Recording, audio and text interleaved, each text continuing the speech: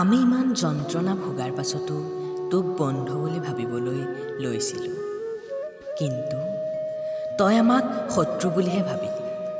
তোৰ আগমনৰ বাবেই সমাজখন নীৰৱ নিস্তব্ধ হৈ পৰিল।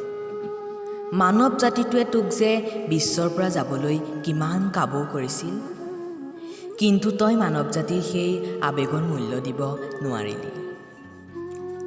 ৰাস, ভাওনা, বিহু, থিয়েটাৰ আজি পাতিবলৈ থমকি ৰৈছোঁ। ৰাস ভাওনাৰ সেই বাঁহীৰ সুৰ কিমান যে মধুময় আছিল।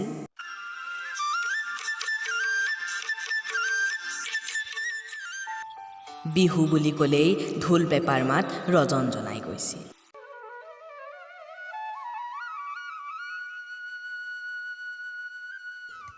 থিয়েটাৰ বুলি ক'লেই আনন্দত জঁপিয়াই উঠিছিলোঁ।